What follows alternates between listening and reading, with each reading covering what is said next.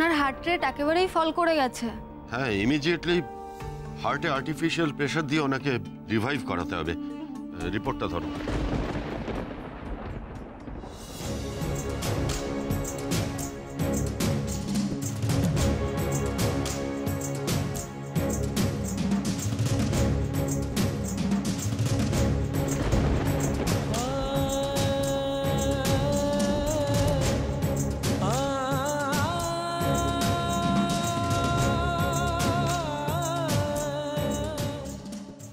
Try করলাম, কিন্তু patient তো কোনো ট্রিটমেন্টেই রেসপন্ড করছে না।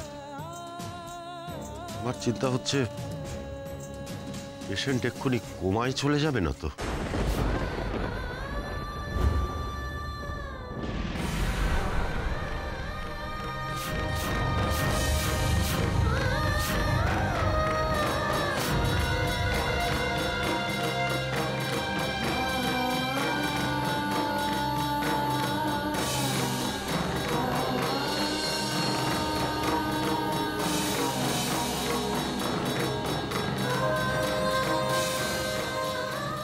কি কোথায় যাচ্ছেন? ভিতরে ঢুকছেন কেন? দেখছেন না ট্রিটমেন্ট চলছে? আমাকে শুধু একবার আমার গোমরামুখের কাছে যেতে দিন, একবার। না, আপনাকে এখন পেশেন্টের কাছে যেতে দেওয়া যাবে না। পেশেন্ট ইজ সিঙ্কিং, কোনো কিছুতেই রেসপন্ড করছেন না। আমাকে একবার ওনার কাছে যেতে দিন, আমি ডাকলে উনি ঠিক সাড়া দেবেন, ঠিক সাড়া দেবেন উনি। উনি আমাদের ট্রিটমেন্টে সাড়া দিচ্ছেন না, আর আপনার ডাকে সাড়া দেবেন? প্লিজ এখন বাইরে যান, আমাদের ট্রিটমেন্টটা করতে দিন। আমার কথাটা একবার শুনুন।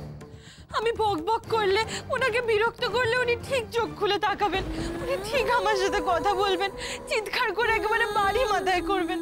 আমাকে একবার ওনার কাছে যেতে দিন, একবার। দেখুন, এসব করে কোনো লাভ হবে না ম্যাডাম। আপনি বলুন আমাদের কাজটা করতে দিন, এরপর হয়তো খুব দেরি হয়ে যাবে। আপনি যান, প্লিজ যান ম্যাডাম। কিন্তু খালি হাতে তো আমি ফিরবো না, আমি গোমরামুখকে সুস্থ করে তুলবই। আর গোমরামুখকে সুস্থ করে তোলার উপায় আমার জানা আছে, জানা আছে।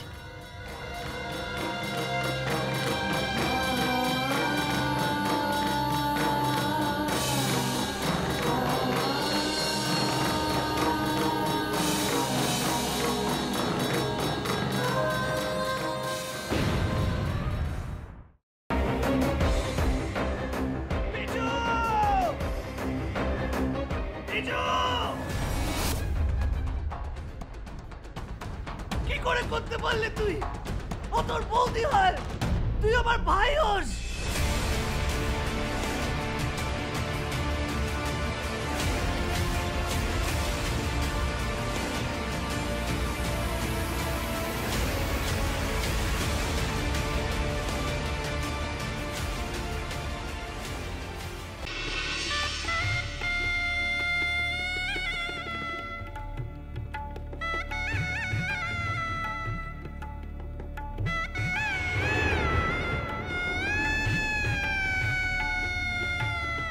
বুঝতে পারছি না আরো একটা বড় ব্লান্ডার করলাম কিনা। কি বড় মামু? আমি ওদের 20 লাখ টাকা দিয়ে দিয়েছি। সে কি কথা? কেন? তোমার কিন্তু কথা ছিল এই কথাটা 5 কান না করার। যাই বাবা, তাড়াতাড়ি বজরংবলীর পূজাটা দিয়েছি। আমি লাড্ডু না দিলে তো বজরংবলীর ব্রেকফাস্টই খাওয়া হবে না। আরে বাবা, এবার তো কোল থেকে নামাও। ও হ্যাঁ হ্যাঁ, আর যা বললাম মনে রেখো।